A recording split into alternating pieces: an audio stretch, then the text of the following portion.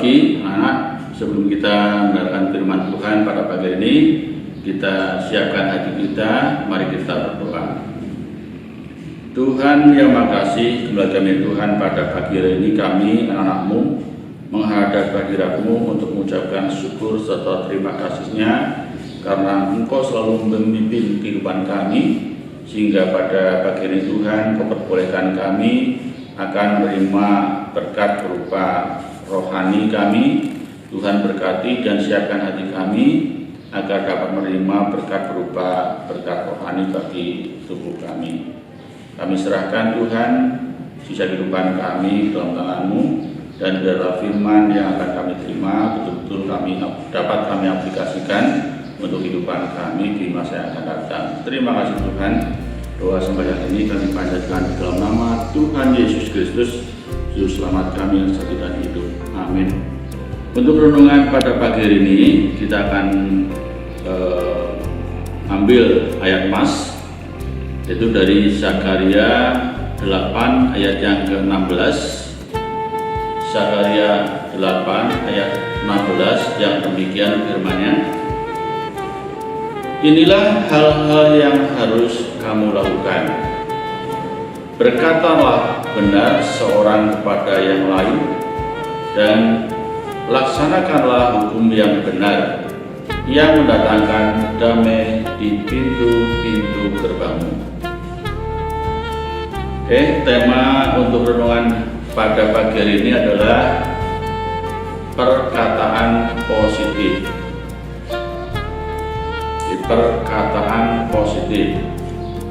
Anak-anak, ya kita semua dikaruniai tubuh yang sempurna dan tak cacat satupun. Kita harus syukuri itu. Ya, diantaranya kita punya tangan yang bagus, dua-duanya, kaki yang sehat, bisa untuk berjalan dengan sempurna, dan masih banyak anggota tubuh kita yang sempurna, ya, sesuai dengan keinginan kita. Ya, tidak salah atau tidak kalah pentingnya yaitu yang satu, yaitu lidah kita. Kita diberi lidah yang baik. Ya. Di sini diingatkan pada ayat Alkitab ini bahwa kita harus berkata yang positif.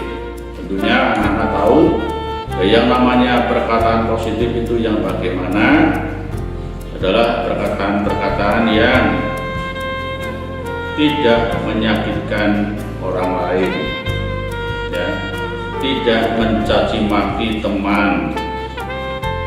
Jadi dari kata-kata itu, ya, kita diajarkan, ya, untuk selalu berkata positif. Tentunya kita juga pernah mengatakan atau berkata-kata kasar atau negatif kepada teman kita. Ya, apabila kita mengatakan kata-kata yang negatif, ini menyakitkan bagi kita, ya, terutama orang yang kita katakan. Misalnya kamu mengatakan teman kamu, kamu jelek, ya, kamu nakal, dan sebagainya. Itu akan menyakitkan teman kita.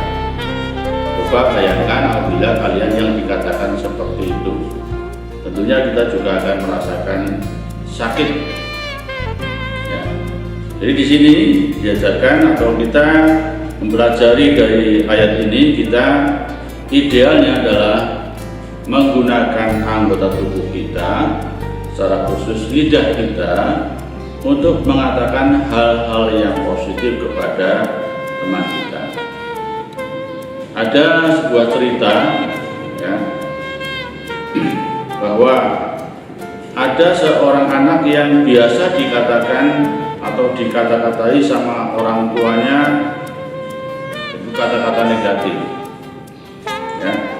Itu sudah berulang kali dan terus menerus. Apa yang terjadi anak? Ya, anak ini akan merekam semua kata-kata negatif dari orang tuanya dan itu yang akan terjadi di masa depannya. Dia akan tetap berbuat negatif karena apa yang dia terima adalah kata-kata negatif. Jadi hati-hatilah ya, kita selaku anak Tuhan ya, harus selalu berkata yang positif. Apalagi ya, Bapak Ibu guru, orang tua kita berusaha ya, semaksimal mungkin untuk tidak mengatakan hal yang negatif kepada anak-anak. Dan bibir dan lidah kita harus senantiasa dikendalikan agar apa yang keluar dari lidah kita dan dari bibir kita tidak menjadi sesuatu yang kasar, bahkan jahat, dan juga menyakiti dan mematikan orang lain. Perkataan-perkataan positif itu menyenangkan hati, menguatkan dan menghidupkan seseorang. Coba pikirkan kembali ya anak, tanpa kita sadari sudah berapa teman yang tersakiti hanya karena kata-kata negatif kita. Sudah berapa banyak kawan yang dikuatkan dengan kata-kata positif kita. Ingat, jagalah lidah dan bibir kita, karena pada akhirnya semua juga kembali pada kita. Perkataan yang baik membangun seseorang untuk bertumbuh lebih baik. Amin.